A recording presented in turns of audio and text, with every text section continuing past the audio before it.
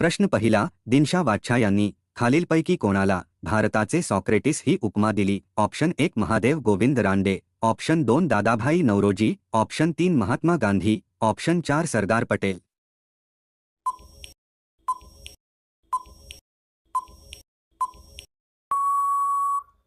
या प्रश्नाचे उत्तर आहे ऑप्शन 1 महादेव गोविंद रानडे. प्रश्न दुसरा, 1874 पासून वेठ बिगारी प्रथा बंद करून खालीलपैकी कोणी अब्राह्मणांना नोक्या देण्यास सुरुवात केली? Option 1 Shahu Maharaj, option 2 Gopal Krishna Gokhale, option 3 Lokmanya Tilak, option 4 Maharshi Karve.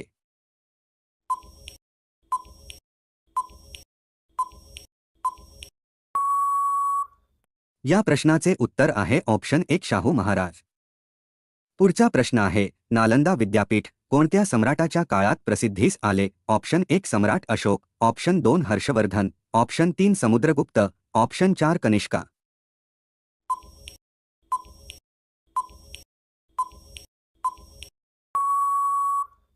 या प्रश्नाचे उत्तर आहे ऑप्शन 2 हर्षवर्धन.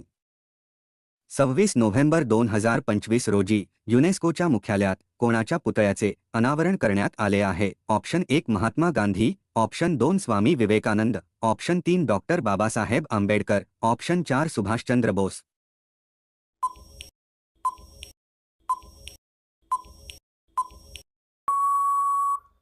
या प्रश्नाचे उत्तर आहे ऑप्शन 3 डॉक्टर बाबासाहेब आंबेडकर.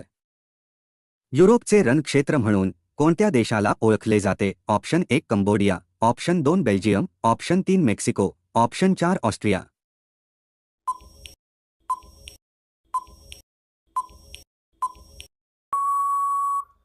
या प्रश्नाचे उत्तर आहे ऑप्शन 2 बेल्जियम. दरवर्षी कोणता दिवस जागतिक लघुग्रह दिन म्हणून साजरा केला जातो? ऑप्शन 1 7 जून, ऑप्शन 2 30 जुलै, ऑप्शन 3 17 जून, ऑप्शन 4 30 जून.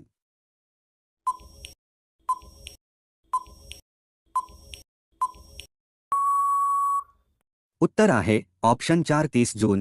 तर दरवर्षी 30 जून हा दिवस जागतिक लघुग्रह दिन म्हणून साजरा केला जातो.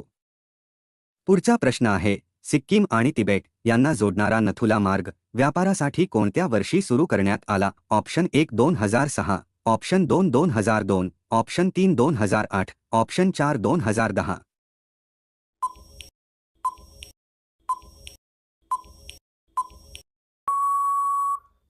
या प्रश्नाचे उत्तर आहे ऑप्शन 1 2006. कोणत्या देशात 2 पेक्षा जास्त मुलांना जन्म दिल्यावर शिक्षा दिली जाते? ऑप्शन 1 क्युबा, ऑप्शन 2 उत्तर Korea, option 3 Guyana, option 4 Sudan.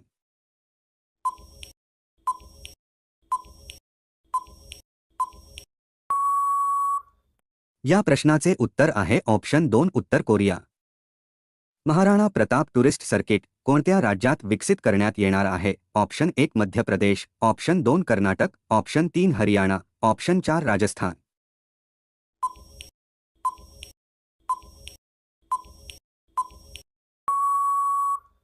उत्तर आहे ऑप्शन 4 राजस्थान.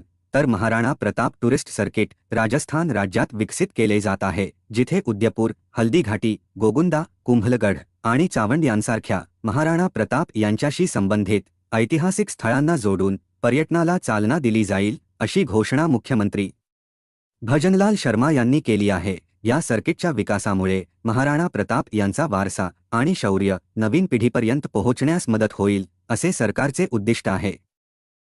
अलीकडेच भारताने कोणत्या देशासोबत रेलोस करारावर स्वाक्षरी केली आहे? ऑप्शन 1 चीन, option 2 Australia, option 3 Russia, option 4 Germany.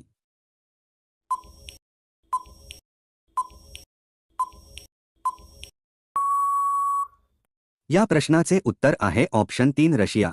तर रेलोस करार भारत आणि रशिया यांच्यात झाला आहे, जो दोन्ही देशांच्या लष्करांना एकमेकांच्या हवाई तळ, नौदल तळ, इंधन, दुरुस्ती आणि इतर संसाधनांचा वापर करण्याची परवानगी देतो, ज्यामुळे दोन्ही देशांच्या संरक्षण सहकार्याला मोठी चालना मिळाली आहे. या कराराचे मुख्य उद्दिष्ट लष्करी विमाने, जहाजे आणि सैन्यांची हालचाल सुलभ करणे, तसेच परस्पर हवाई आणि सागरी मार्गांचा वापर करणे. तर मित्रांनो, व्हिडिओ आवडला असेल तर लाईक करून चॅनेलला सबस्क्राईब नक्की करा. तसेच बेल आयकॉन क्लिक करा जेणेकरून तुम्हाला प्रत्येक व्हिडिओचे नोटिफिकेशन मिळतील. धन्यवाद.